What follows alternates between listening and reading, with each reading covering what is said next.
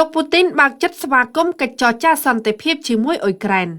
ប្រធានាធិបតីរុស្ស៊ីលោក Vladimir Putin ក្រោមសម្ពាធពីទីក្រុង Washington ដើម្បីបង្ហាញឆន្ទៈបង្កើតសន្តិភាពក្នុងប្រទេសអ៊ុយក្រែនបានស្នើកាលពីថ្ងៃច័ន្ទសប្តាហ៍នេះអំពីកិច្ចចរចាទ្វេភាគីជាមួយទីក្រុងគីវជាលើកដំបូងក្នុងរយៈពេលជាច្រើនឆ្នាំហើយបាននិយាយថាលោកបើកចំហចំពោះបទឈប់បាញ់បន្ថែមទៀតបន្ទាប់ពីបទឈប់បាញ់ពិធីបុណ្យ Easter បានបញ្ចប់នេះបើយោងតាមការចេញផ្សាយដោយសារព័ត៌មាន CNN នាថ្ងៃអង្គារទី22ខែមេសាឆ្នាំ2025សេចក្តីប្រកាសនេះកើតឡើងបន្ទាប់ពីលោកពូទីនថ្លែងទៅកាន់នាយកព័ត៌មានទូរទស្សន៍រដ្ឋរុស្ស៊ីដោយបានប្រកាសជាឯកតោភាគីថាការប្រយុទ្ធគ្នាបានកើតឡើងវិញបន្ទាប់ពីបទឈប់បាញ់ពិធីបុណ្យ Easter រយៈពេល30ម៉ោងយ៉ាងណាមិញលោកពូទីនបាននិយាយថាទីក្រុងមូស្គូបើកចិត្តស្វាគមន៍ជានិច្ចចំពោះរាល់គំនិតផ្ដួចផ្ដើមសន្តិភាពណាមួយហើយរំពឹងថាទីក្រុងគីវនឹងបើកចិត្តដូចគ្នាដែរតែទៅនឹងបញ្ហានេះប្រធានាធិបតីអ៊ុយក្រែនលោក Volodymyr Zelensky បានអំពាវនាវឲ្យមានការបន្តបទឈប់បាញ់រយៈពេល30ថ្ងៃលើគោលដៅជនស៊ីវិលដោយនិយាយថាការបន្តវាយប្រហាររបស់រុស្ស៊ីអំឡុងបទឈប់បាញ់កាលពីថ្ងៃអាទិត្យបានបង្ហាញថា